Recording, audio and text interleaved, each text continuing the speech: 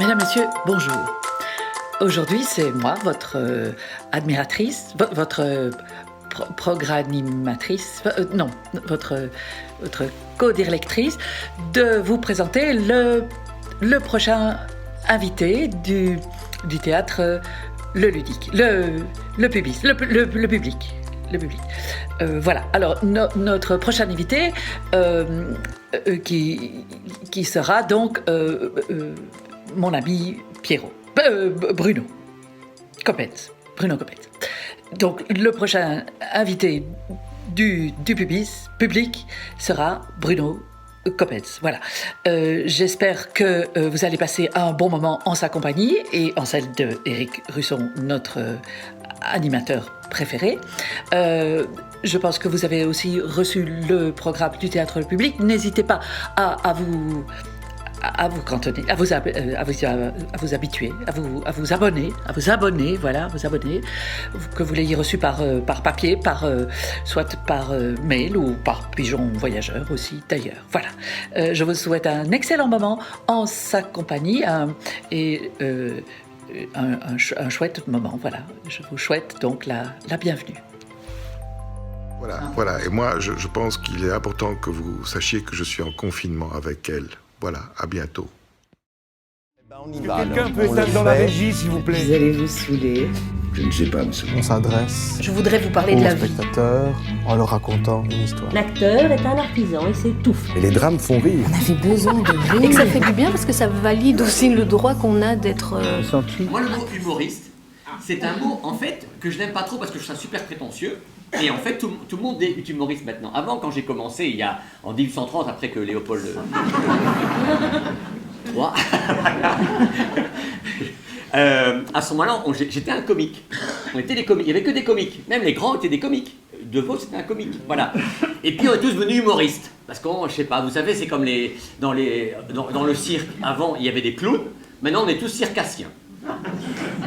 Alors, circassien, ça te fait de l'art contemporain, c'est merveilleux. Je suis circassien sans pause, quoi. Ça fait, voilà. Ouais. Et donc, on est devenu humoriste, et du coup, et en plus, avec tout ce qui s'est passé depuis 2-3 ans, et surtout depuis Charlie Hebdo, tout ce qui touche à tout ce qui est la bouffonnerie, tout ce qui est rigolo, ça prend une ampleur, un sérieux, qui fait qu'on devient des humoristes, même des éditorialistes, même des gens très sérieux, et du coup, ça m'angoisse un peu, parce que je trouve que l'insouciance, c'est ça qui faisait le charme aussi de mon métier et puis de ce que vous aimez, c'est-à-dire rire simplement pour le plaisir de rire et pas se dire est-ce qu'il y a un message derrière quelque chose, voilà. Et donc moi il faut mettre humoriste sur la carte parce que comique, alors là si je fais comique sur une carte d'identité, c'est sûr qu'on m'arrête aussi. Hein. Oui, c'est un petit comique, c'est ça, voilà. En classe, c'est ça. Est-ce que parce que tu viens d'en parler, allons-y.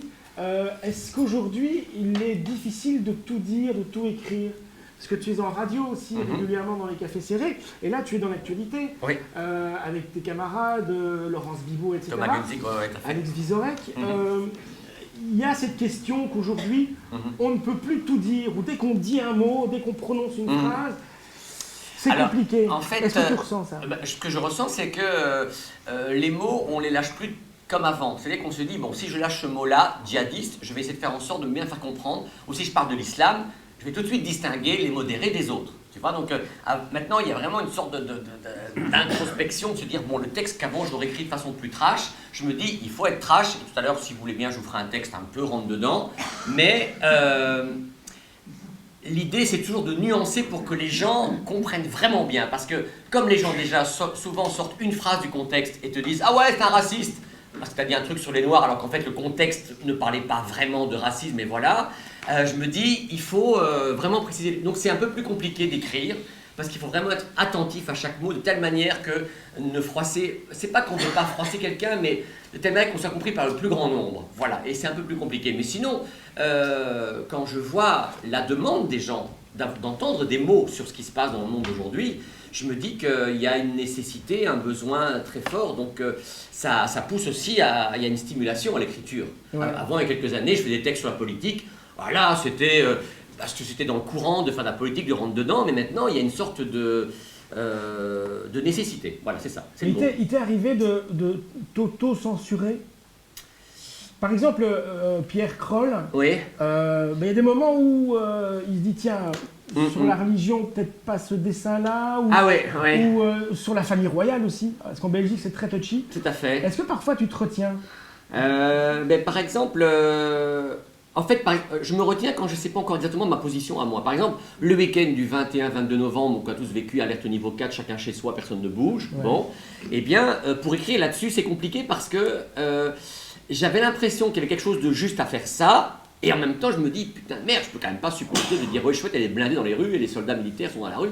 Je veux dire, et donc, j'avais pas d'avis vraiment tranché. Donc, je me dis, si je me lance là-dedans, ça va être de l'impression, ça va pas être vraiment quelque chose de construit. Voilà. Tandis que des choses sur Charlie Hebdo, comment ça s'est passé, après le Bataclan, j'ai su écrire un texte 2 jours après, donc le 15 novembre au matin. Et là, c'était juste. Enfin, je trouvais que c'était juste. Et effectivement, les échos que j'en ai eus, les gens qui m'écrivaient pour me dire, voilà, même des profs qui, le lundi matin, arrivant en classe, voulaient parler avec leurs élèves de ce qui s'était passé au Bataclan et n'avaient pas à part les infos pures, n'avaient pas de texte à... Vous n'avez pas les mots pour. C'est ça, voilà. Et ils disaient, envoyez-moi ça, j'ai besoin de parler avec mes élèves de quelque chose, en partant d'un texte qui est d'humour et d'humeur, mais qui permet alors de parler avec les élèves de ça. Voilà, Du coup, ça t'a fait des droits d'auteur incroyables. non, mais ça, je ne demande jamais rien à ça. Il y a déjà le droit d'auteur à la radio, mais c'est tout. Voilà. Je rigole. Mais est-ce que ça t'aide à comprendre les choses aussi? Moi, parce que écrire sur l'actualité, c'est quelque part, c'est expliquer aux gens d'une autre manière ce que le journaliste va lui raconter comme événement. Est-ce que ça t'aide à comprendre parfois les événements? Je cherche pas ça. D'abord, je cherche moi à me soigner. Par exemple, c'est vrai, moi j'ai pleuré dans mon fauteuil le 14 novembre en voyant sur France 2, je ne sais pas si vous avez vu ce reportage à 13h20 qui était exceptionnel. On voyait des gens, les gens qui n'étaient pas morts, mais qui étaient dans le coin complètement. Et moi, et les urgentistes, tout ça, les médecins, enfin, moi j'étais effondré. Et il fallait que je me reconstruise, il fallait que j'écrive des choses parce qu'il n'y a que les mots qui permettent. En fait, les mots, ça permet de passer à l'angoisse, de l'angoisse à la peur. L'angoisse, c'est irrationnel. Quand on est angoissé, on ne sait même pas de quoi on a peur, on est angoissé. On reste chez soi, on ne sait pas pourquoi on a peur, parce que quand on sort, il n'y a rien, mais on est angoissé. Et quand tu mets des mots sur l'angoisse, ça devient une peur. Une peur, c'est, voilà, j'ai peur de ceci, j'ai peur de cela, c'est cerné. C'est la frappe chirurgicale, si tu veux. L'angoisse, c'est la bombe, l'apocalypse, alors que la frappe chirurgicale, c'est la peur.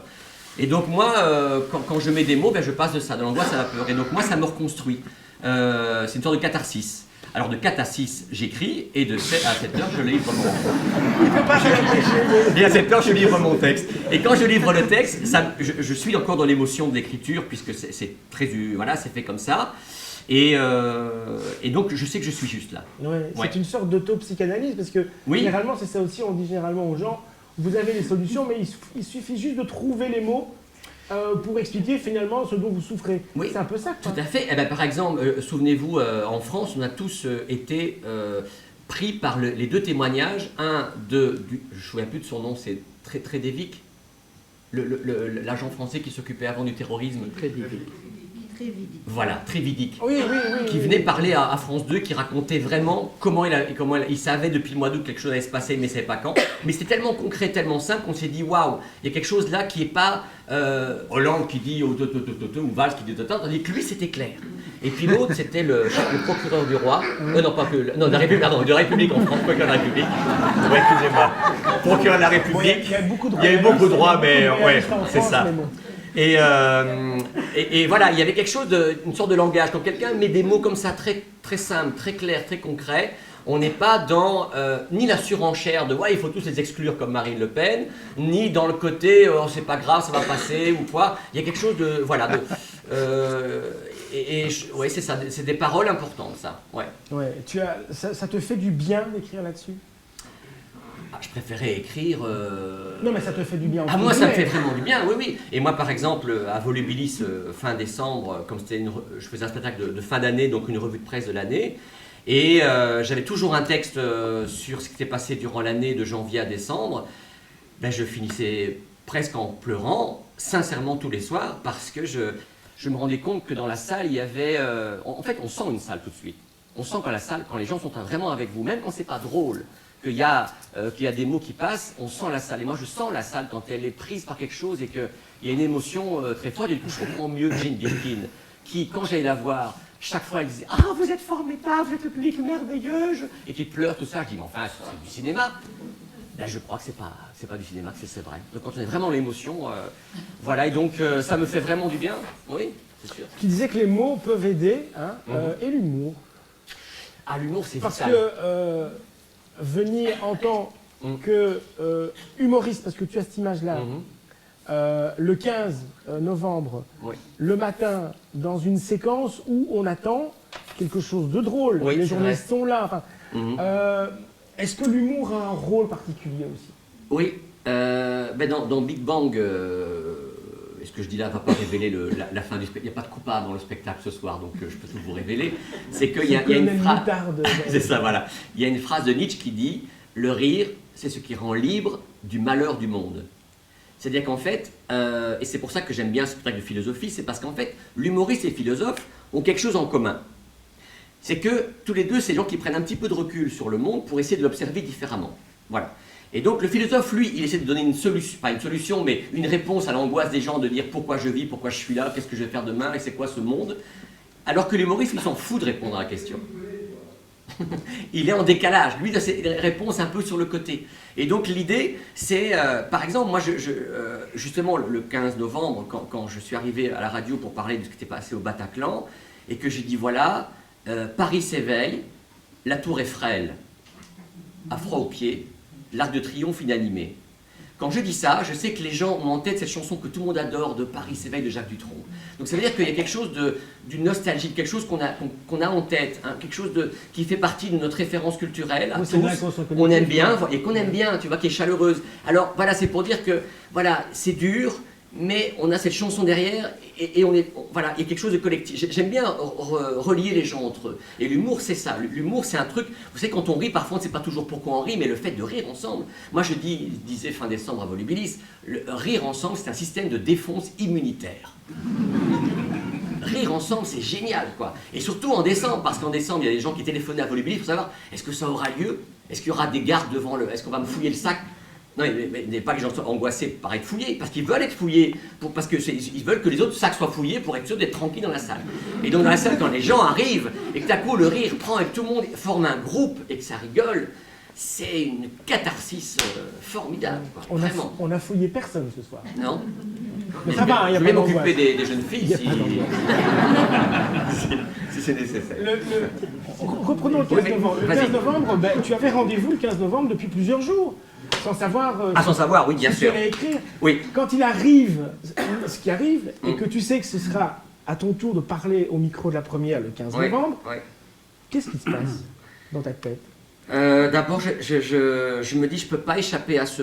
Parce que j'aurais pu prendre un thème, genre les tunnels qui sont fermés à Bruxelles. Tu te dis, bon, un petit sujet comme ça, mais pourtant qui pourrait être révélateur de plein de choses.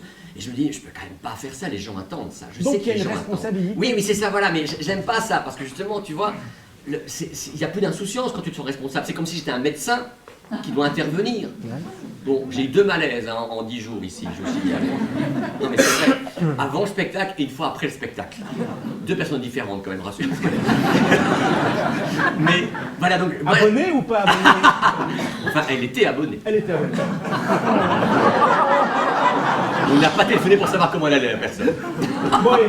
Bref, donc, eh ben voilà, moi je veux pas être le médecin mais je veux pas réparer les bobos, je veux mettre du bobo sur le cœur. Ça, oui, voilà. Ouais. Mais tu te dis, il va falloir quand même que j'écrive là-dessus et que je prenne la parole.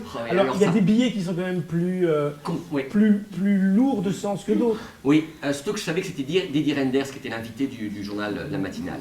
Et Didier Renders, c'est quelqu'un qui pratique l'humour très très souvent. Bon là, il n'allait pas le faire fatalement vu les circonstances, mais c'est quelqu'un avec qui j'ai déjà fait plusieurs cafés serrés et qui aime tellement bien l'humour qui me coupe dans mes phrases pour y mettre sa vanne à lui, parce qu'il adore ça, c'est un cabotin de première.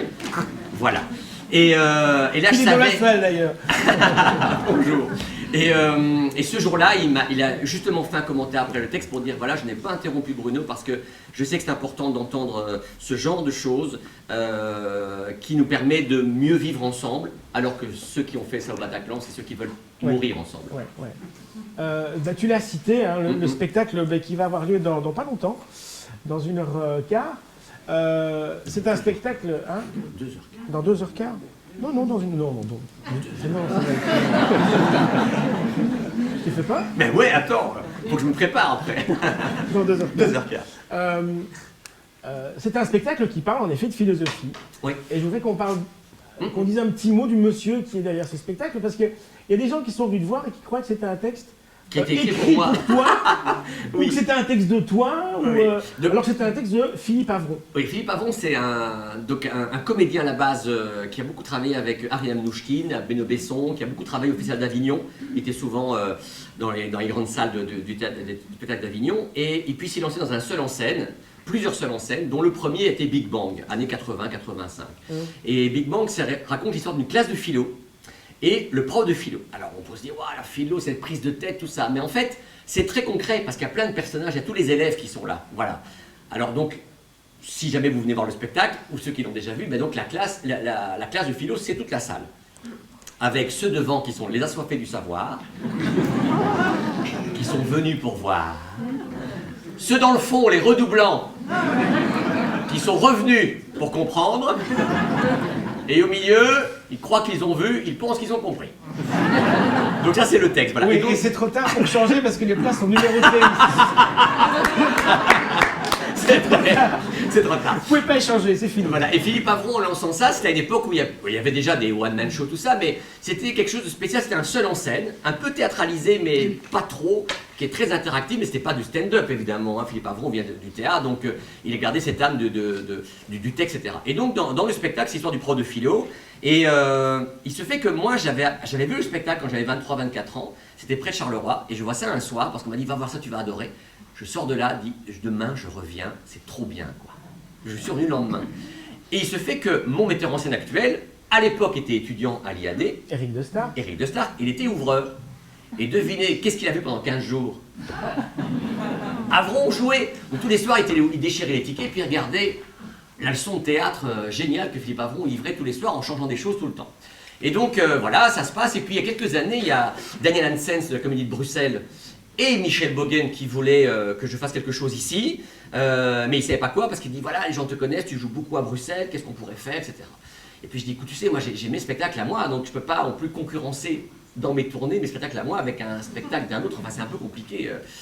Et puis le verdict était que mon agent français, François Vollard d'Acte 2 à Paris, vient me voir il y a 3 ans, je crois, c'est ça, c'était dans une salle en Belgique, et il sort de mon spectacle à moi, qui s'appelait alors Messagerie vocale, et il dit, écoute, c'est incroyable, parce qu'au niveau du texte, c'est vrai qu'on sent une filiation Sol et Raymond DeVos, au niveau du jeu, il y a quelque chose de Philippe Avron dans le physique. Alors je dis, bon là, il n'y a pas de hasard, il y a que des rendez-vous, et donc je me suis dit, fonçons. Voilà. Ouais. Et donc ça s'est mis en place comme ça. Il a fallu 2-3 ans quand même pour le faire. J'ai eu la chance de voir ce grand bonhomme au Théâtre de la Vie. Oui. Il venait souvent en Belgique. Hein. Tout à fait. Chacun de ses spectacles, il les a joués en Belgique. Et c'est vrai que rétrospectivement, quand je me souviens de lui et que je te vois sur scène, il y a en effet quelque chose. Est-ce que c'est quelqu'un qui, à 23 ans, quand tu l'as vu, t'a peut-être marqué inconsciemment et t'a conduit à finalement faire ce métier quelque part? Oui, en fait, ce qui m'a conduit fortement, c'était de garder l'idée qu'on joue pour le public et avec eux. En fait, les gens, si vous venez au théâtre, vous ne savez peut-être pas consciemment, mais franchement, vous avez envie de jouer. Parce que vous faites semblant de croire que ce qui est sur scène est vrai, et que c'est maintenant qu'on vous livre, alors qu'en fait tout a été répété depuis des mois, alors qu'on a l'impression que c'est dans l'instant présent. Et donc vous acceptez le code du théâtre. Vous voyez, quand vous allez voir un spectacle, je sais pas, de Shakespeare ou de Molière, vous dites, ah oui, ça... Et en fait, vous savez bien que c'est du jeu, c'est de la comédie. Mais vous êtes d'accord avec ça, comme quand on est enfant, si je vous dis, on joue à Tarzan et à D'Artagnan, ah ouais, super, j'y vais. Et vous êtes d'accord dans le code. Donc, nous, acteurs, on fait semblant d'être dans le vrai, vous faites semblant d'accepter, enfin bref, on est tous dans des codes. Non mais c'est magnifique, on est des enfants, on joue. Et donc, au théâtre, moi je sais que quand j'ai commencé mes textes, je voulais absolument que ça communique avec la salle.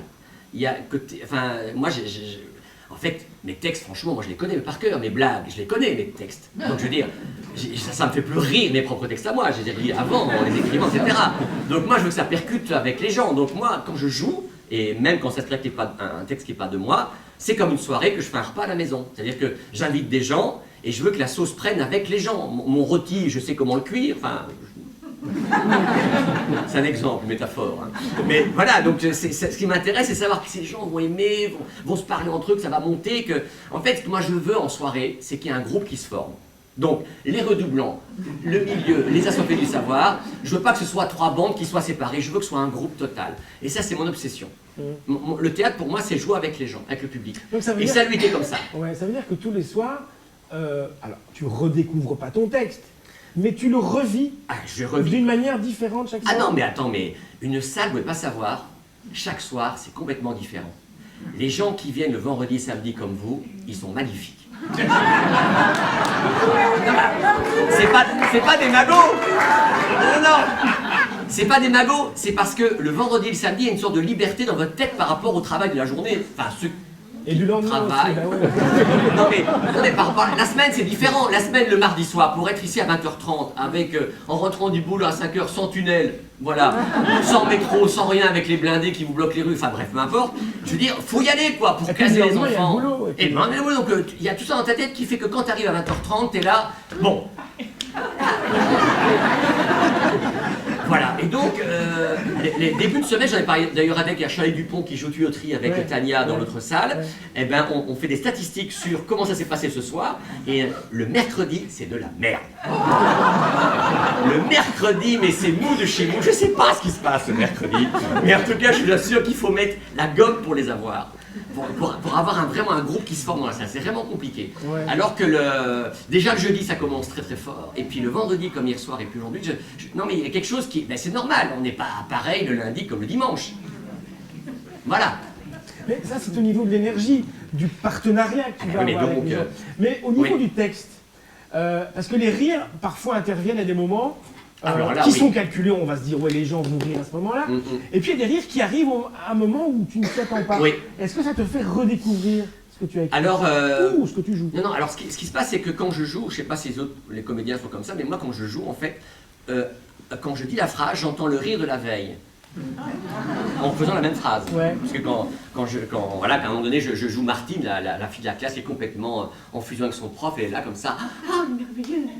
Et ben, quand je commence à faire la phrase, j'entends comment l'ambiance était la veille. Et fatalement, elle n'est pas la même, en réel, dans l'instant réel. Et donc, si tu veux, ça me désarçonne pas, parce que je sais que voilà, les gens vont pas rire comme la veille, mais ça me force justement à réveiller et à ne pas m'endormir sur le personnage. Je me dis, bah oui, ils ont rire, ça va rire aujourd'hui. Non, je dois vraiment être dans l'instant présent et pressant. Est-ce qu'il t'arrive d'être désarçonné sur scène? Oui, peut-être plus d'accord avec ce texte-ci, parce que je sais qu'il est très différent de mes textes à moi, de mes spectacles, et de l'énergie que je donne, puisqu'elle est différente. Il y a un prof de philo, il y a des personnages, tout ça, donc il y a des moments plus poétiques et plus calmes, plus philosophiques, et donc c'est sûr que ça me force moi à trouver en moi une énergie différente, et d'ailleurs Eric m'a aidé là-dedans à faire ça, ces transitions que généralement en spectacle d'humour, tu as envie de waouh, on y va, tac, tac, noir, on recommence, c'est parti, tu vois, le côté... mais donc voilà, ça calme certaines ardeurs, ça en permet d'en découvrir d'autres, et je sais qu'il y a 2-3 soirs depuis maintenant 10 jours que je joue le spectacle, que j'ai réussi à faire sortir 2-3 phrases philosophiques, que dans les premiers jours, je me dis, je la dis, puis je passe à autre chose, en me disant, elle n'est pas drôle, et c'est peut-être compliqué pour les gens de comprendre dans l'immédiat ce que ça veut dire, si tu la lis ça va, mais...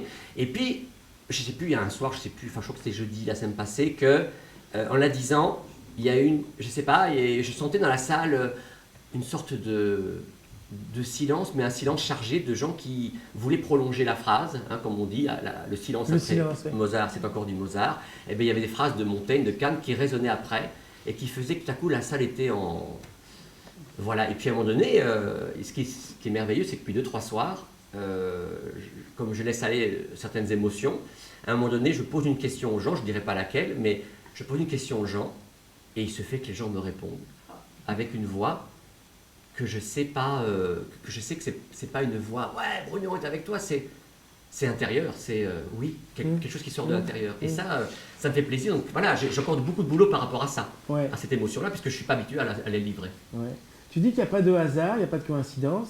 Faire un spectacle, alors oui, alors il y a la rencontre avec Avron, il y a quelques années, et puis cette proposition ici au public, et puis être en agent à Paris, etc. Oui.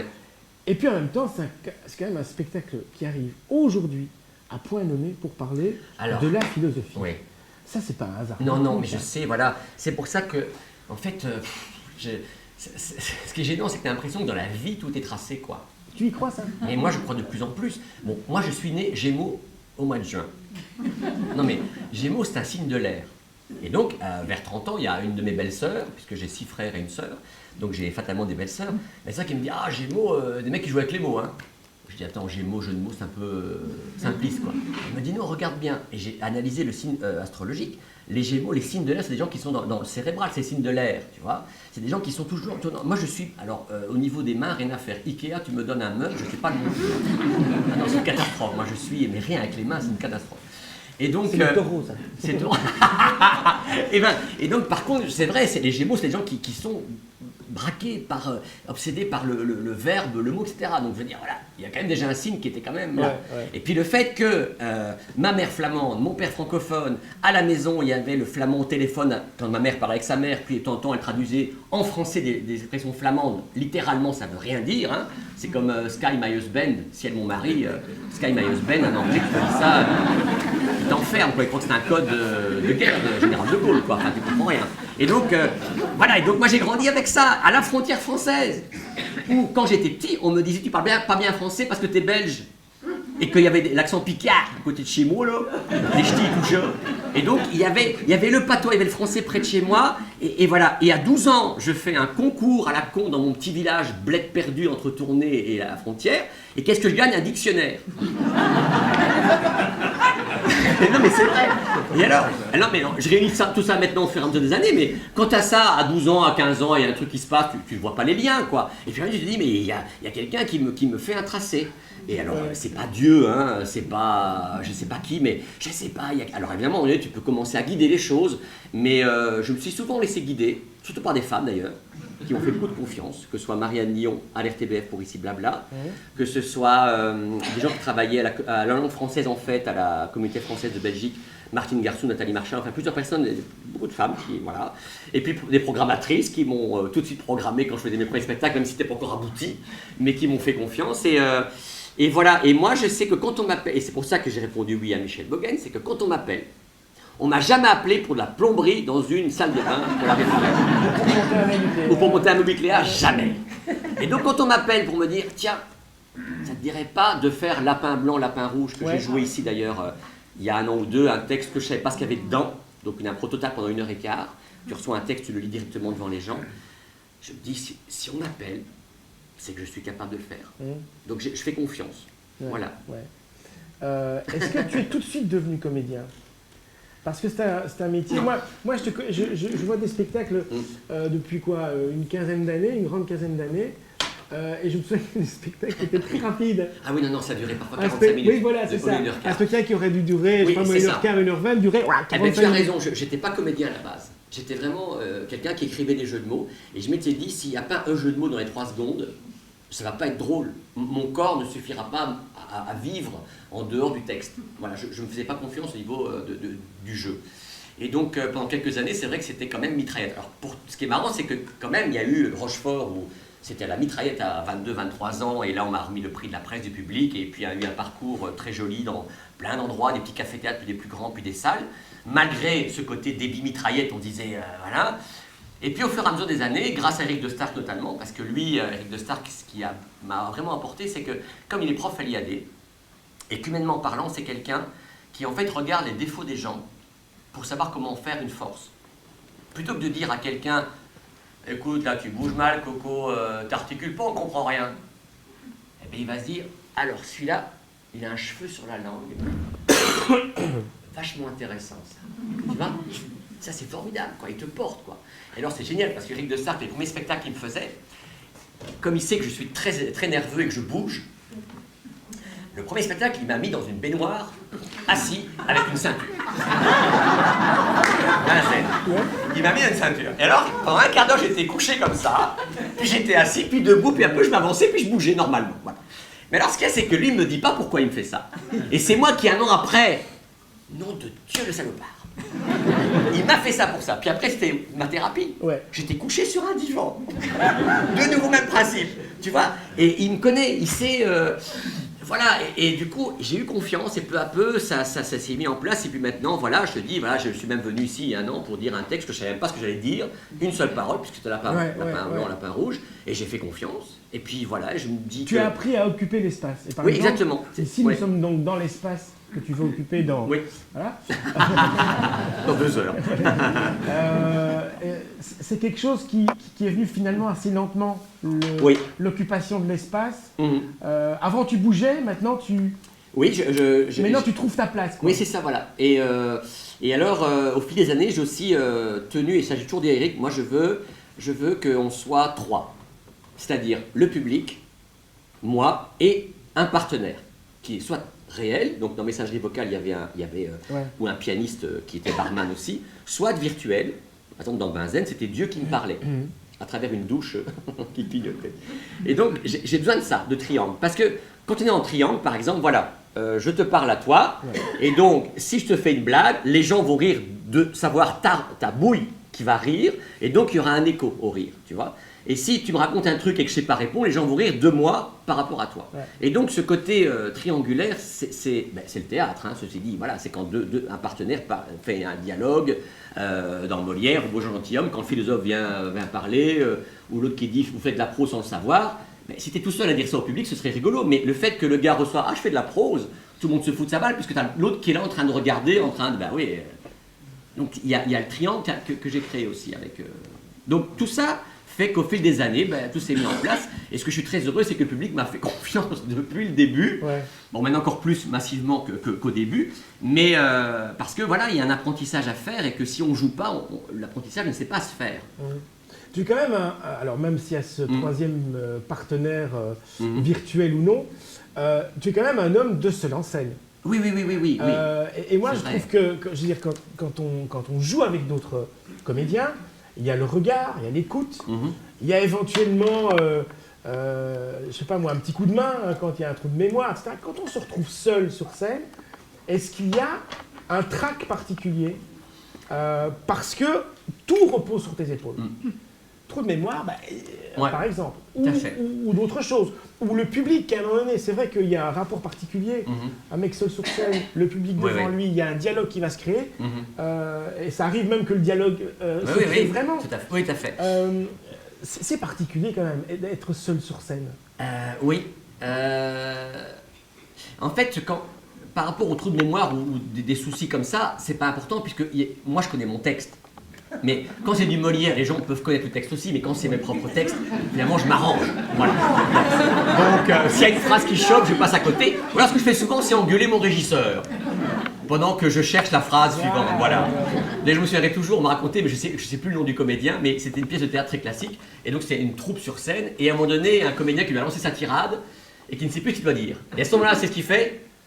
Vous, madame, vous arrêtez de parler parce que j'en ai ras-le-bol. Hein. Et en fait, il engueule le spectateur. Pendant ce temps-là, le souffleur dans le coulisse lui souffle la phrase pour continuer. Et donc, il profite du spectateur qui n'avait rien fait, qui était là tout calme, pour engueuler les gens pour continuer. Voilà. Donc, c'est des astuces de... Voilà. Mais non, moi, je m'arrange avec mon texte. Et puis, je sais pas, en fait, il y a la force de l'instant présent qui permet de vraiment se dire, ben voilà, c'est pas très grave. Je veux dire, si je jouais un personnage précis, j'aurais peut-être du mal à sortir de ça. Mais comme c'est mes propres textes et moi, je peux encore m'arranger avec moi-même. Après, je m'engueulerai moi-même dans ma loge avec moi-même. Mais voilà, oui. Et par exemple, dans Big Bang, c'est vrai que le tout démarrage, c'est vraiment... j'écoute la salle. Je regarde, je suis là, j'écoute la salle.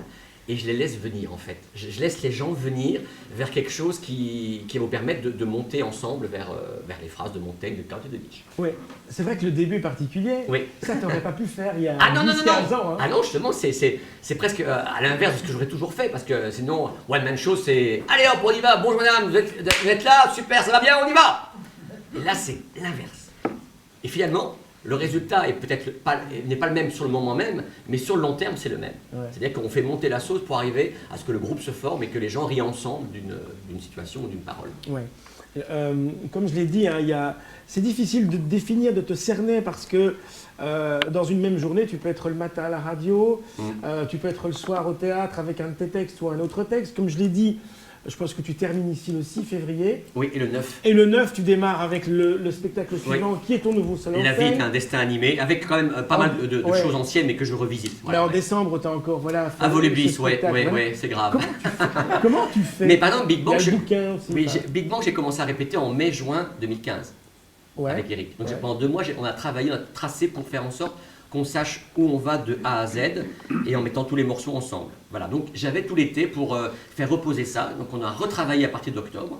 Mais Eric de Stark, c'est comme moi, il est prof à l'IAD, il est au Riche-Clair, il joue lui-même le soir, est-ce qu'on pourrait pas s'aimer un peu? Enfin bref, il fait des mises en scène partout, il va réparer les voitures des gens qui sont coincés dans les embouteillages parce que c'est Mike Giver, il est incroyable, je sais pas comment il fait, je sais même pas s'il dort. Et du coup, on a un peu les mêmes énergies, les mêmes façons de pouvoir se dire, voilà, pendant 2 heures, j'écris un texte pour le Café Serré, et après 2 heures, je commence déjà à écrire le second, puisque voilà, il y aura un autre livre fin de l'année, avec des définitions, mais moi je suis tellement, mais tu sais Eric, c'est tellement bon, quand on t'appelle pour te dire, voilà, je voudrais que tu fasses les dates de fin d'année à Volley-Billy dans une salle de 500 places pendant 6-7 jours d'affilée, on veut un truc festif, tu ne peux pas dire non. Enfin, moi, je ne peux pas dire non. Et puis quand Michel Bogen me dit, alors écoute, il faut savoir que Michel Bogen et Patricia m'ont fait un truc de dingue, c'est qu'ils m'ont dit, voilà, tu vas jouer 2 spectacles, mais ensuite c'est mardi tu joues le premier, mercredi le deuxième, jeudi le premier, vendredi le troisième, etc. 1 jour sur 2. Ah ouais, c'est pas mal. Puis je suis rentré chez moi, je dis, mais ça va être l'enfer. La mise en scène, le décor, et puis les gens vont jamais s'y retrouver. Et puis les textes aussi. Et puis les textes aussi, enfin, donc je me suis dit, c'est pas possible. Donc voilà, mais voilà, c'est vraiment une organisation de dingue. Mais parfois je dors mal, hein. Je peux avoir des nuits blanches, mais tout me porte en fait, sincèrement, les salles sont vachement bien remplies, les gens viennent, moi je carbure à l'énergie, en fait je suis vraiment, quand je rentre chez moi, ma copine parfois me dit mais t'es pas crevé? Et je dis écoute là tu me laisses 2 heures, il faut que je décompresse parce que la soirée les gens m'ont porté en fait, et donc il me faut 2 heures pour atterrir, c'est pour ça que j'aime bien jouer en Belgique, dans le fin fond de la Belgique, à Verviers et Moucron, parce qu'il me faut 2 heures pour rentrer sur Bruxelles ou à tourner. Et donc, dans ma voiture, je chante comme un con des chansons, Stromae ou qui on veut, tout ce qui passe à la radio, je chante comme un malade. Et comme ça, je redescends, tu vois, un truc normal, et puis voilà, et puis j'arrive.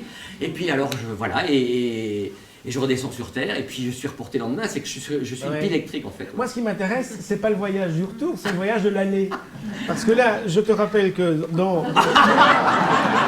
Non mais c'est un compte à rebours. C'est un compte à rebours. Dans moins de 2 heures, tu es sur scène, la même scène, avec certaines des personnes qui sont ici ce soir. Là, tu nous as parlé de la décompression et le chemin inverse. Alors, ben là, justement, c'est pour ça que Alors là, j'aime bien arriver au théâtre bientôt. Parce que j'ai besoin d'être dans ma bulle, quoi. Quand je suis au théâtre, c'est le théâtre, quoi. Je suis dans ma bulle. Donc je vais dans ma loge, je rencontre le régisseur, j'aime bien savoir si il y a une check-in un peu de tous les... Il n'y a pas beaucoup d'objets, mais c'est important, vous allez voir dans le spectacle, tout ce qui est placé là, il y a un peu de tout qui va arriver, il y a un ventilo, etc. Il y a des effets, donc on réécoute un peu la bande son, 2-3 extraits, et je me dis, voilà, c'est prêt, maintenant je peux être dans ma loge. À ce moment-là, je suis là et je répète souvent 2-3 passages, parce que comme ici, il y a plusieurs personnages, il y a une fille, il y a Carbone 14 qui est le redoublant, il y a... oui. Les gens vont fuir si je leur dis qu'il y a Carbone 14 et Tête de Cire dans le spectacle, mais bon voilà, c'est les noms des élèves. Hein. Et donc, je dois répéter plusieurs fois ça, et puis surtout, aux 8h05, parce qu'on ouvre les portes à 8h10, 8h05, je reviens, parce qu'il y a une chaise, il y a juste une chaise, et je me mets là, et je répète les 5 premières minutes du spectacle. Où justement, c'est le moment que j'appréhende pas le plus, mais qui est le moment où je me dis, tiens, on est samedi, est-ce que c'est le samedi comme d'habitude, c'est-à-dire où les gens sont vraiment en forme et veulent passer la soirée, ou c'est un faux mercredi, où les gens sont un peu mous, etc. Voilà, et donc c'est... Mais ça, c'est une leçon que j'ai retenue de notre... quand je dis de notre, c'est parce qu'on l'a tous connu, c'est Raymond DeVos, qui était un vrai artisan de l'humour, puisqu'à l'époque, quand il a grandi dans le domaine de l'humour, c'était des artisans, c'était des comiques, et c'est des artisans, il n'y avait pas de showbiz autour de... Il y avait des spectacles, des grandes tournées, mais il n'y avait pas le DVD, il n'y avait pas le business de l'humour comme il y a maintenant. Et donc lui, c'est un vrai artisan. Et tous les programmateurs me disaient que quand ils engageaient Raymond DeVos, c'est quelqu'un qui arrivait vers 13h, assez tôt, alors que c'est un spectacle qui tournait depuis des années. Et il voulait absolument refaire des morceaux, des trucs comme ça, rencontrer les gens, savoir, tiens, où est-ce qu'on joue? Ah oui, tourner, qu'est-ce qui se passe ici? Enfin, même si dans son spectacle, il ne parlait pas de l'actualité de la ville, il voulait savoir où il était. dans le lieu précis, parce que c'est important de cerner les choses. Et puis voilà, il était très, très attentif et il m'avait raconté qu'il changeait le rythme de ses sketchs selon l'ambiance de la soirée. Quand les gens n'adhéraient pas au début de son spectacle, il ralentissait ou bien trouvait une astuce de telle manière qu'à un moment donné, ça parte de l'avant. C'est Voilà. un de tes autres grands maîtres, ça? Oui, j'en ai plusieurs. Les premiers, c'est d'abord des écrivains, des romanciers, donc ou des poètes comme Jacques Prévert et Boris Vian. Parce que Jacques Prévert, c'est quelqu'un qui joue avec les mots, comme Boris Vian d'ailleurs, un peu moins, mais quand même. Et comme il était reconnu officiellement par la littérature française, c'est-à-dire qu'il était un grand monsieur de la littérature, c'est comme si, parce que tant que c'est les comiques qui jouent avec les mots, on se dit, c'est des comiques, c'est des bouffons du roi. Bon. Mais quand c'est des auteurs qui sont reconnus par l'Académie, par les dictionnaires, on se dit, alors, jouer avec les mots, c'est comme Rabelais. Hein. Rabelais, il jouait avec les mots à l'époque, voilà. Et c'est des grands. Donc je me suis dit, si on peut y aller parce que c'est reconnu officiellement, je ne sais pas, j'ai l'impression d'avoir une sorte de permission de le faire. Ouais. Et puis alors, De Vos, oui, c'est magnifique parce que, comme c'est un artisan de l'humour, j'ai joué une fois devant lui, c'était en France, près de Tours, dans un petit village. La salle s'appelait Salle Raymond De Vos. Et pour l'inaugurer, ils avaient choisi trois humoristes, 3 comiques à l'époque. Et il y avait 2 Français, Jean-Jacques Vanier, François Rollin et moi pour la Belgique. Et donc, ils avaient trouvé l'idée géniale de mettre un spot au-dessus de la tête de Raymond De Vos dans la salle. Donc, moi j'arrive sur scène, évidemment, la seule personne que je vois, c'était lui. Donc, vous imaginez jouer devant votre dieu, votre mentor, tout ce que vous voulez. Et donc, j'étais tellement mal que j'ai joué sur le côté. Je devais jouer au milieu de la scène, et j'ai joué sur le côté parce que je ne pouvais pas le voir dans mon regard, quoi. Et alors, ce qui est magnifique avec lui, c'est qu'après le spectacle, toute la presse disait, alors, vous pensez quoi, ces 3 petits jeunes Et alors, il a fait un petit discours devant tout le monde, et puis après, il s'éclipse. Il va boire un petit verre, et puis après, il est venu voir chacun en particulier, un quart d'heure, pour donner sa petite leçon. Et donc, il m'a donné des trucs d'artisan, comme un menuisier, comme un ébéniste verrait quelqu'un commencer un meuble, il dit, écoute, c'est bien, mais là, il faut un peu raboter, là. C'est bien, mais c'est mal fait, là, tu vois. Et j'ai trouvé ça, mais d'une humilité incroyable, et surtout d'une sincérité, voilà, et voilà, c'est un grand monsieur, j'adore. Tu m'as dit un jour que, finalement, ton amour des mots et de la langue française venait presque...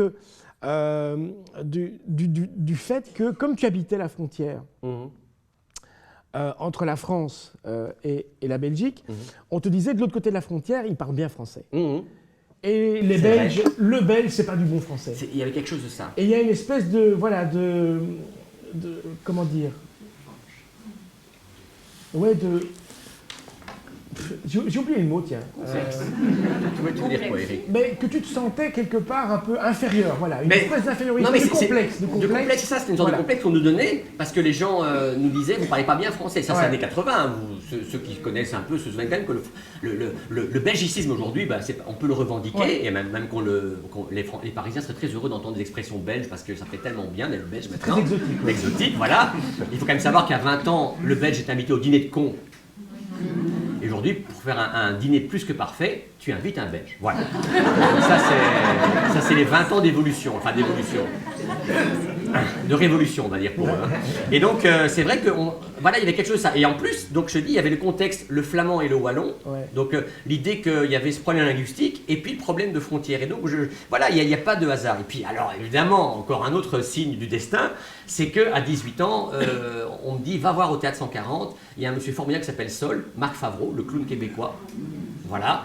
Et clown québécois, et Sol qui faisait des mots, mais enfin, il mélangeait l'anglais, le français, l'italien, il faisait des mots extraordinaires. Le Fier Monde, qui est un des sketchs les plus célèbres qu'il ait fait. Et ce monsieur, comme par hasard, habite dans un pays où les francophones doivent revendiquer le français par rapport aux anglophones. Et monsieur Sol, Marc Favreau, a fait une émission pour enfants pendant 10 ans, comme moi j'ai fait ici, blabla. Et donc, voilà, il y a plein de choses que je me dis, nom de Dieu. Et puis alors j'ai rencontré ce monsieur qui était aussi comme Raymond De Vos, un artisan de l'humour, d'une simplicité, d'humilité incroyable. Et d'ailleurs, ce monsieur, il est décédé il y a une dizaine d'années, quasiment 6 mois avant ou après Raymond De Vos, d'ailleurs, au même moment. Et un monsieur voilà, que j'aime beaucoup, qui m'a beaucoup influencé parce que j'ai retenu de lui l'idée parce qu'il avait un personnage de clown clochard. Donc il avait un très long manteau rapiécé, il avait juste un masque vraiment de clown, mais sinon il n'avait rien sauf une poubelle. Et il venait avec sa poubelle. Et en fait, c'était son partenaire, son troisième, voilà, le triangle. Et ce qui est génial, c'est qu'il avait le langage le plus sophistiqué, le plus riche de la Terre, mais il n'avait rien. Mais comme il était dans la rue, puisqu'il était clochard, il pouvait tout observer le monde.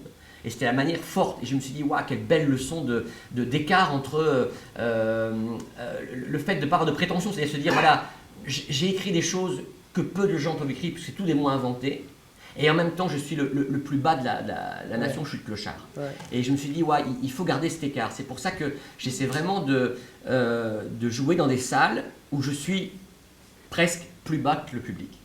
Parce que ça, c'est le rapport le plus juste, c'est-à-dire que l'acteur n'est pas celui qui doit dominer le public, c'est le public qui vient et qui veut, qui veut recevoir des choses pour se nourrir. Et donc il faut que le comédien reparle du monde, desserve le monde avec le côté, voilà, je crois savoir ce qu'est le monde, mais je vous le sers en faisant comme si j'étais le plus bas de la terre, en dessous de vous. Il y a un complexe au départ, et puis il y a cette envie de bouffer les mots, de les dessiner. On a un jour dit, enfin, oui, c'est vrai, on en a discuté, c'est pas mal, un peu un dessinateur de mots, parce que quand tu dis les mots, ben, on voit l'image, on voit la situation. Comment est-ce que le jeu de mots a évolué dans ton... Parce que ça fait 20 ans, 25 ans que tu en fais. Mais je trouve qu'il a une place différente aujourd'hui, parce que tu n'en fais plus autant. Non, c'est vrai. Et que avant c'était peut-être le jeu de mots pour le jeu de mots, et maintenant, il y a une histoire derrière, il y a un but. Ouais, ben, parce que justement, je me suis permis de me dire, ben voilà, le corps peut bouger, il y a une vie en dehors du jeu de mots, et que je peux avoir confiance dans des propos que je peux tenir sans le jeu de mots lui-même. Ouais. Voilà, et donc il y a effectivement des textes maintenant que je livre en café serré ou dans Samedi d'Enfer le samedi matin, ou dans mes spectacles, qui ne sont pas toujours des jeux de mots, mais qui sont quand même des références à... Par exemple, dans le spectacle Trac, à un moment donné, je prends deux choses qu'on connaît, c'est le ridicule ne tue pas, et ce qui ne nous tue pas nous rend plus forts. Donc quand tu rassembles les deux, ça devient le ridicule nous rend plus forts. Et ça, je me dis, ça pourrait être la devise de la Belgique. Donc voilà, donc c'est pas vraiment un jeu de mots, mais je joue avec les mots en disant, tiens, je les associe là. Et donc moi, dans ma tête, j'ai maintenant ce réflexe-là d'écouter les mots pour les sonorités, pour me dire, tiens, qu'est-ce que je peux jouer avec ce truc-là, et en même temps me dire, est-ce que on pourrait pas, avec le mot lui-même, le mettre ailleurs pour lui donner un nouvel éclairage. Et j'ai l'impression que ton écriture a aussi évolué grâce à la radio. Oui. Et au fait d'être chroniqueur en radio, oui, c'est vrai, et faire des billets sur la politique. Tout à fait. Alors, c'est vrai que ça me perturbe un peu parce que quand j'écris pour le spectacle, ça prend quand même pas mal de temps. Et là, j'aime bien avoir un spectacle qui puisse tourner 2-3 ans. Donc, je ne peux pas faire tout sur l'actualité, sinon il faut changer tout le temps. Ce que j'ai dû faire quand je jouais à Paris en décembre 2014 et que je jouais début janvier 2015 quand c'est arrivé à Charlie Hebdo, il a fallu changer quasiment une demi-heure du spectacle parce qu'il y avait beaucoup de choses d'actualité. Donc j'aime bien pour mon spectacle écrire des choses plus intemporelles et puis des choses qui des thématiques sur par rapport aux gens, tu vois, par rapport, le dernier c'est le tract du public, le tract des gens dans la salle, ou sur mes messageries vocales, c'était mes 50 ans, je voulais parler un peu d'un parcours de vie. Voilà, des choses plus intemporelles. Mais je dis toujours des choses par rapport à l'actualité parce que d'abord, c'est des points d'accroche avec les gens. Et puis que je sais que quand on parle de Marc Goblet, je ne dois pas expliquer. Tout le monde, on est d'office dans l'immédiateté, donc c'est facile.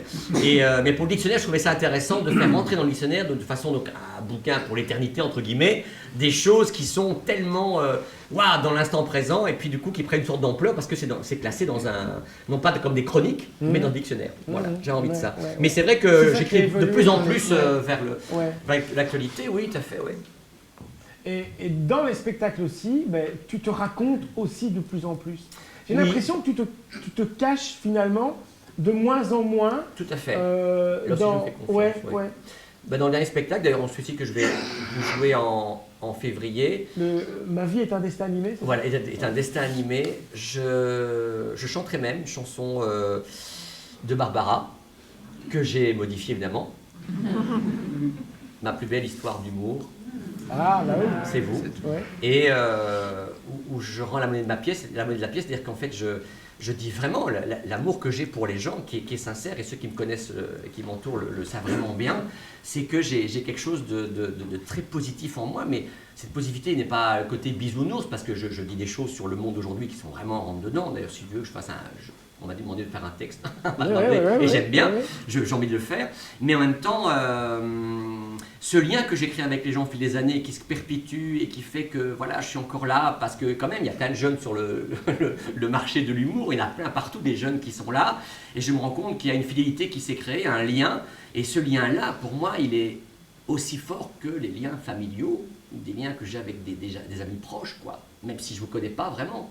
Mais voilà, il y a des gens qui me suivent depuis des années, d'autres qui sont arrivés en rattrapage, qui ont des enfants de gens qui ont connu quand j'étais, qui sont venus hier d'ailleurs voir Big Bang avec leurs enfants, tout ça. D'autres qui m'ont connu dans Blabla, ils étaient tout petits, donc là ils suivent les Blabla à la télé, puis ils sont venus à 20 ans chercher des spectacles, on dit on le connaît, celui-là il doit pas être mauvais, hein, on l'a vu à Blabla. Voilà, et donc ce lien-là est tellement fort. Donc, voilà, Comme Eric de Stark d'ailleurs. Comme Eric de Stark, effectivement, dans Monsieur Wilbur Disque Dur. Et donc je me dis, moi je me dis, il faut dire aux gens, pas seulement qu'on les aime, mais aussi d'où on vient. Parce que souvent dans les trucs comme Danse avec les stars ou Le Voice, tout ça, il y a quelqu'un qui sort du jour au lendemain, comme ça, on a l'impression qu'il sort comme ça de sa boîte. Mais ces gens-là ont été fatalement ou influencés ou séduits par des gens, des racines, ils ont eu des racines fatalement, de chanteurs qu'ils ont aimés, etc. Et souvent on a l'impression qu'ils sont faits tout seuls, alors qu'en fait il y a un chemin, c'est pas possible, on vient pas comme ça, à part un Mozart ou un Beethoven qui est déjà à 3 ans composé, bon... Voilà, mais sinon, la plupart des gens ont un parcours, et je trouve enlever tout ça pour dire « ouais, je suis arrivé, super, du lendemain », c'est tellement pas juste, quoi, c'est tellement pas vrai, c'est pas ça la vie, quoi. Ouais. J'ai discuté avec quelqu'un aujourd'hui de tous ces concours.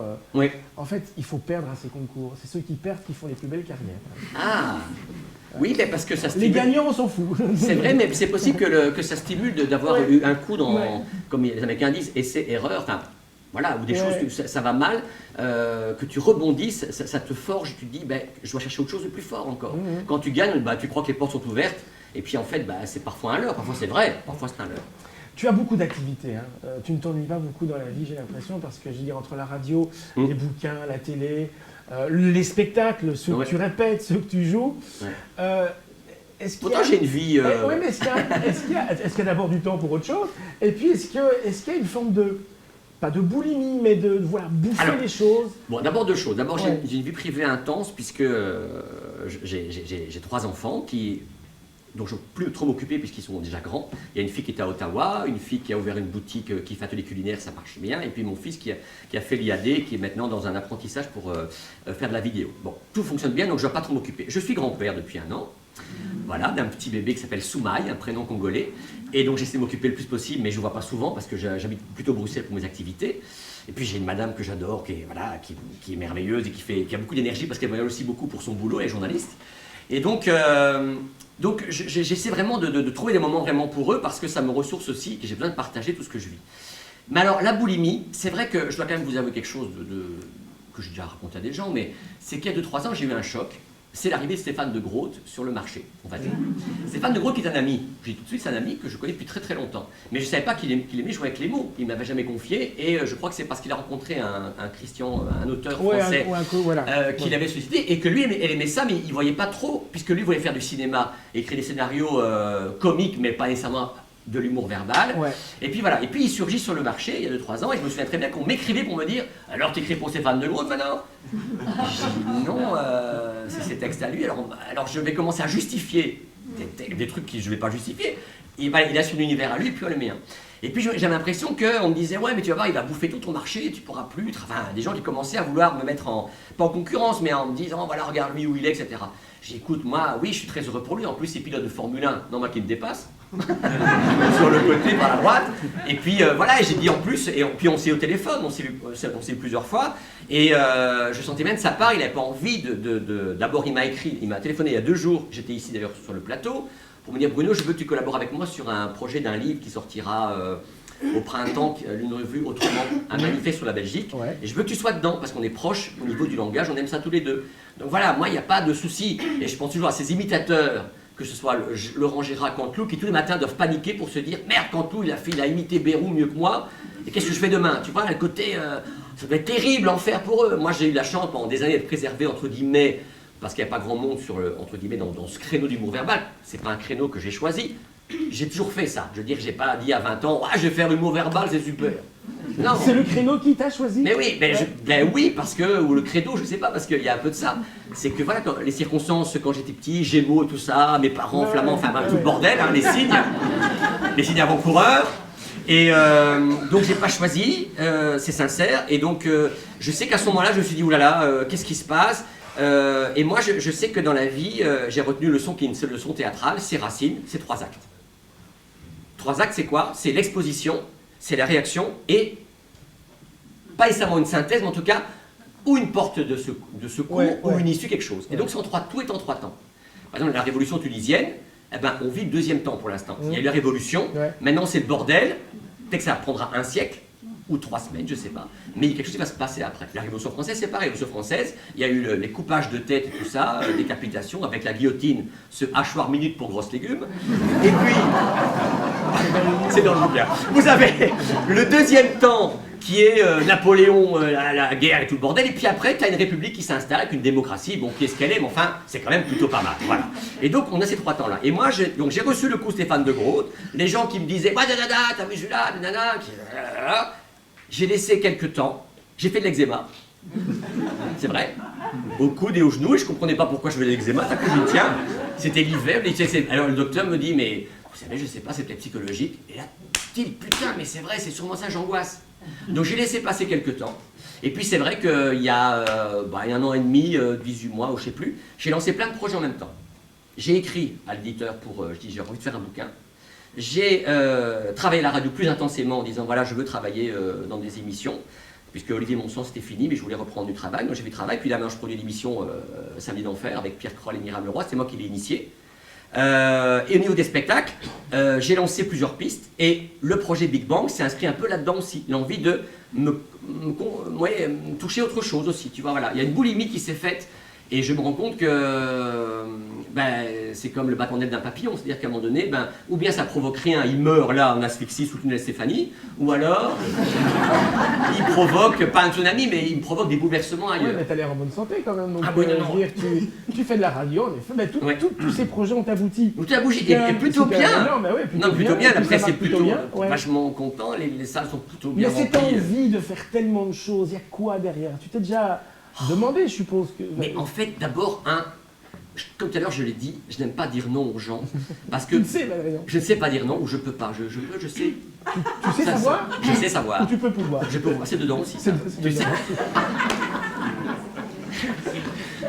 Alors qu'un Français dirait « je viens te voir pour que tu m'aides », le Belge dira lui « je vais pouvoir venir te voir ». Pour savoir si tu sais savoir et pour voir. Enfin bon, voilà, c'est... Et donc voilà, parce que dire non, ça veut dire non à des rencontres aussi. Parce que chaque projet, c'est des rencontres, la radio, c'est des rencontres, le spectacle, c'est des rencontres avec des gens, avec un milieu théâtral, avec un lieu.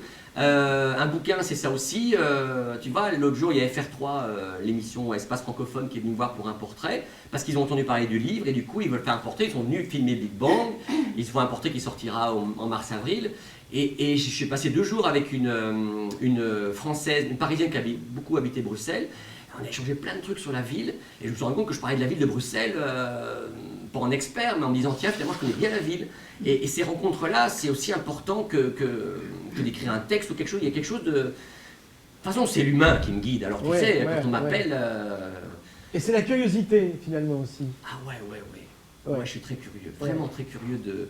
Je peux lire des choses, je ne sais pas, qu'est-ce que j'ai lu. J'ai commencé le livre sur l'intestin, le 2e cerveau. Et je me suis dit, un jour, on va faire un lien entre ça et l'anorexie. Parce que l'anorexie, on sait que c'est une maladie mentale, et en même temps, on ne mange plus. Moi, je me dis, il y a sûrement un truc à lien à faire. Voilà, enfin, je suis là-dedans, mais je ne sais même pas si je vais faire une phrase avec ça. Mais je me dis, voilà, ça m'intéresse. Je me dis, putain, il y a des gens qui sont plus intelligents de l'intestin que du cerveau.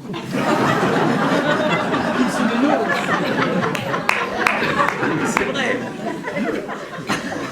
Non mais voilà, enfin, je pense à ça, puis si ça tombe dans 6 mois, je fais un truc là-dessus, mais j'en sais rien, enfin je sais pas, je bouffe la vie, quoi. Ouais. Mais la vie j'ai pas non plus... Il faut pas que la vie te bouffe non plus. C'est pas ça, mais j'ai pas eu non plus des coups durs, parce que bon, ou bien t'as des coups durs et qui font que t'es intransigeant et tu fonces, et c'est vraiment ce que tu veux, ou alors, tu es... moi, j'étais 7e d'une famille de... On était 8, mais j'étais le 7e, mais pendant 8 ans, j'étais le dernier. Le petit gâté, le petit dernier d'un truc. Et j'ai grandi avec des frères qui... Et j'avais envie d'exister, de trouver une place dans ma famille. Et je sais qu'à 6 ans, il y avait une grande réunion de famille avec les tontons, les cousins, tout le bordel, je sais plus, c'était une communion sans doute. Et on m'a filé un micro en aluminium, un faux micro, quoi, tu vois. Et j'ai chanté une chanson d'Adamo, je sais plus laquelle, Tombe la neige, ou je sais pas quoi. Et pendant 2 minutes, comme maintenant, tout le monde m'écoutait. Et je sais que ça m'a marqué, quoi. Ah, c'est pas pour ça que je fais du spectacle maintenant à cause de Tombe la neige d'Adamo, hein. En plus, il ne peut plus la chanter, il n'y a plus de neige. Mais enfin, l'hiver dure 1 semaine maintenant. Hein. Mais bon, mais je me souviens que ça m'a fasciné. Peut-être que quand moi j'ai gardé cette idée de dire, t'imagines, tu dis quelque chose, les gens écoutent, c'est formidable, alors qu'il n'existait pas avant, puisque tous les frères parlaient très fort. Il y en a qui étaient déjà à l'université, au secondaire, tout ça. Tu vois, il y a pour moi, la vie, le spectacle, il y a quelque chose qui est relié, quoi. Je ne sais pas séparer le privé du professionnel. Est-ce que tu as l'impression d'avoir trouvé ta place quand tu te retrouves devant un micro sur une scène comme ce soir? Oui, mais la place, c'est les gens qui me l'ont donnée. Vraiment, c'est les gens qui m'ont donné la confiance en moi pour me dire ta place, elle est là. Ouais. Quand on m'appelle, on me dit ta place est sur scène à 20h30. C'est les gens qui m'ont donné la place. Elle est aussi. Il est quelle heure là? Ah bah, il est 19h10. Ah. Et je pense qu'il est temps peut-être que tu nous offres le texte que tu nous as préparé. Oui. Les mots que je vais vous dire maintenant, ces mots-là ne sont pas halal. Parce que s'ils étaient halal, je ne pourrais pas dire de cochonnerie. Sur Daesh, groupe terroriste État islamique. Or, comme vous, j'entends régulièrement résonner les sirènes d'alarme à Alep, Palmyre ou ailleurs, quand j'entends comme vous qu'ils ne veulent pas qu'on aime la beauté, les statues, l'art, et qu'ils ne veulent que l'on vénère qu'Allah. Qu'Allah. Qu'Allah. Ça commence comme Kalachnikov. Alors je me dis que les mots pour parler de l'État islamique, Daesh, là, il n'est plus l'heure de les édulcorer, car eux détournent et tuent le Coran. À cause de Daesh, Allah n'est plus vraiment un dieu d'amour. Allah, aujourd'hui, qui s'y frotte sismique. Pour eux, Dieu, il a fait l'homme à son imam. Mais pas un imam modéré, non. Un imam dévoué corps et armes pour transformer les musulmans pratiquants en intégristes plastiquants. Mais alors dites-moi vraiment comment on en est arrivé là, parce que si on se souvient bien, il n'y a pas si longtemps que ça, Daesh c'était quoi? C'était un groupuscule de terroristes qui a proliféré au pays du serial killer, Bachar al-Assad. Alors comme c'était la guerre, fatalement, ça a fait boule de neige, parce que pierre qui croule, Damas farouche. Les rangs ont gonflé, ça a grossi. Alors du coup, les pétro-groslards ont versé de l'argent, hein. Et dans les environs, là, ce côté radical de Daesh, c'est ça que dans les Émirats, beaucoup d'émirs adorent.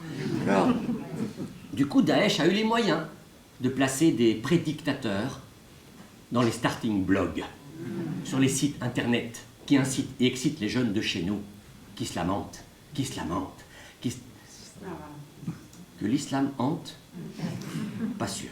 En tout cas, en quelque temps, ils sont partis très vite. Ouais, comme on fait un Erasmus. Ils sont partis en Syrie pour se radicaliser et puis revenir chez nous pour nous terrorifier. La suite, vous la connaissez. C'est Charlie Hebdo, devenu du jour au lendemain une bande décimée. C'est d'autres attentats, les terrasses, les restaurants, le Bataclan. Soudain, Paris qui se fige, la tour Eiffel, à froid aux pieds, l'Arc de Triomphe inanimé. En fait, Daesh, vous savez, c'est un peu comme le temps chez nous. Il est moyen nuageux. C'est le Moyen-Âge, Daesh, le temps où la religion dominait tout. Tellement tout que maintenant, même, le bulletin du temps est devenu météorologique, est devenu météologique. Sur la carte du temps, regardez, un grand coran d'air chaud a tout traversé. Et depuis, le ciel est voilé. De plus en plus voilé. Alors, est-ce que vous croyez qu'un jour le fiel va nous tomber sur la tête? Comment réagir face à la barbarie des barbus? Vous savez, sincèrement, j'ai peur. J'ai peur comme vous, sans doute, comme vous peut-être, mais quand j'ai vraiment peur, alors je pense à quelqu'un de précis. Je pense à Khaled Al-Assad. Vous voyez qui c'est? L'archéologue de 82 ans, qui était décapité à Palmyre fin août. Décapité par des gens qui avaient mis leur cerveau sur pilonnage automatique. Je pense à lui parce que lui n'a pas eu peur de la mort, il a souri à la mort parce qu'il avait caché des trésors de l'humanité. Il a caché des statuettes, des statues de notre art, là, de patrimoine universel, il a tout caché. Et même sa torture, il n'a rien dévoilé. Il a caché de la beauté pour l'éternité. Et le jour où cette barbarie prendra fin, on les retrouvera, ces trésors, quelque part. Je ne sais pas, mais on les retrouvera. Et alors, quand on les retrouvera, on pensera à lui, à Khaled, qui a fait don de son corps. Un cordon.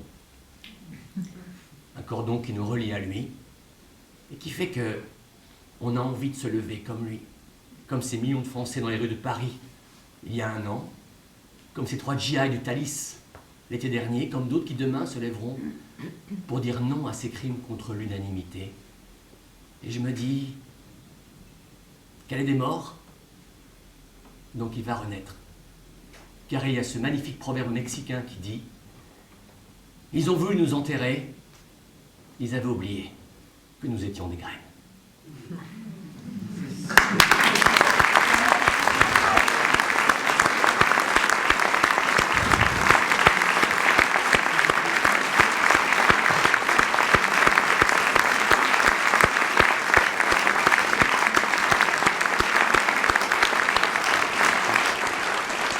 Alors,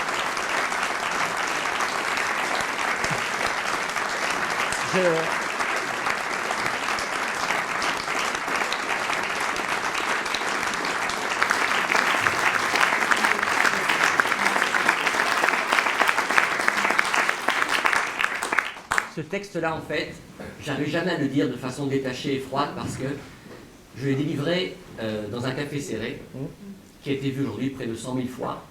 Donc vous irez le voir sur le site internet de la première en podcast. Il date du 27 août.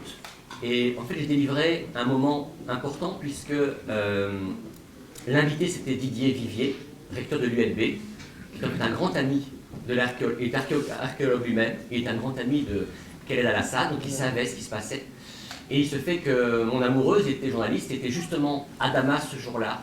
Elle rencontrait l'archéologue de Damas, qui avait dit à Khaled Al-Assad 6 mois avant, par de là, ils vont venir te décapiter.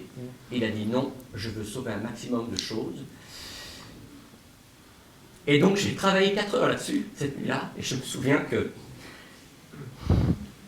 c'était pour moi quelque chose d'essentiel de dire des choses, d'arriver à mettre des mots là-dessus, parce que j'avais peur pour elle, je savais que lui était, Didier Vivier était fort touché par ça.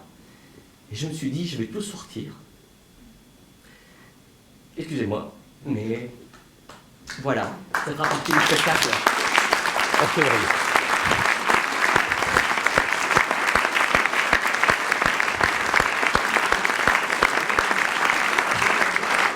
Ça va.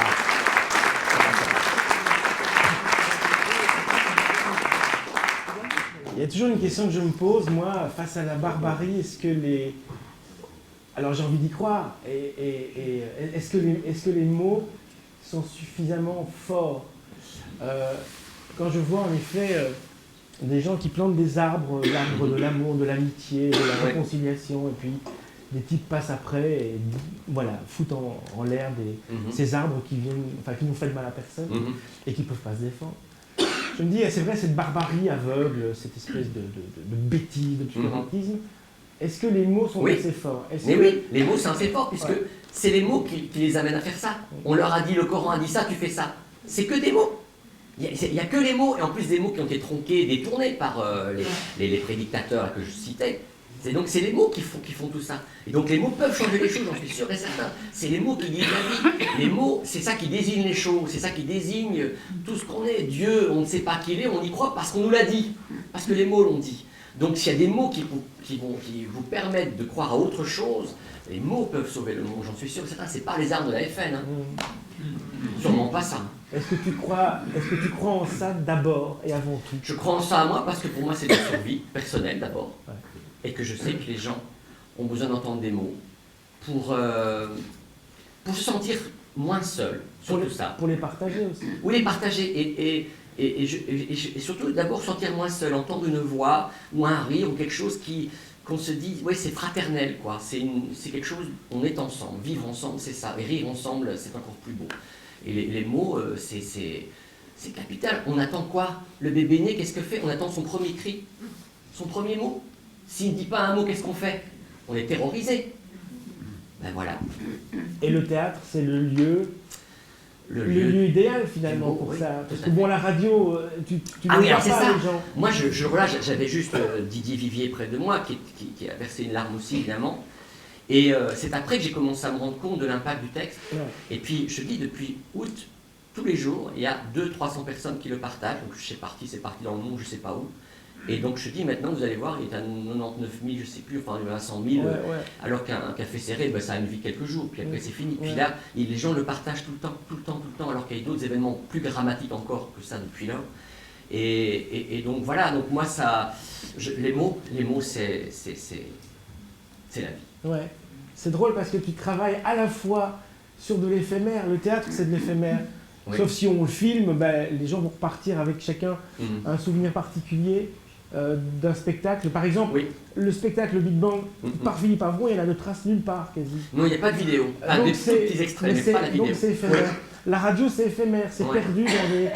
Et en même temps, tu travailles sur quelque chose qui reste. Et c'est pas paradoxal. Non, mais la chance que j'ai, moi, de jouer régulièrement dans une salle, c'est que l'éphémère, après éphémère, d'éphémère en éphémère, c'est du bonheur longue durée qui s'écrit. Ouais.